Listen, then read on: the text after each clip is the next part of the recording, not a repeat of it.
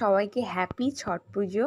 এবং আজকে আমি ঠেকুয়া করছি এখানে, তো নারকেলটাকে ফাটিয়ে নিয়ে একদম কুড়ে নিলাম।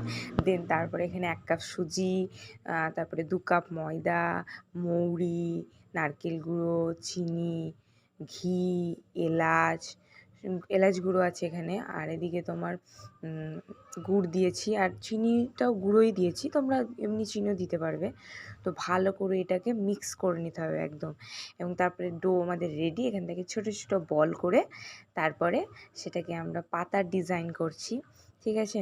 তোমরা চাইলে যে কোনো ডিজাইন করতে হবে, যেটা তোমাদের ভালো লাগবে। আমাদের তো এটাই বেশ ভালো লেগেছে। তো কি সুন্দর দেখতে লাগছে পাতাগুলো একদম। এবং এগুলো তেলে ছেড়ে দিতে হবে এবং আস্তে দিয়ে ভাজতে হবে, তাহলে মচমচ করবে, জোরে দিয়ে ভাজবে না। এবং এগুলো অনেকটা বিস্কুটের মতন খেতে লাগে, প্রচণ্ড টেস্টি একদম। আমাদের এদিকে ঠেকুয়া রেডি। আমার তো জিভে জল চলে আসছে। তো তোমাদের কেমন লাগলে জানিও, সাবস্ক্রাইব করো কিন্তু, আমার পাশে থেকো।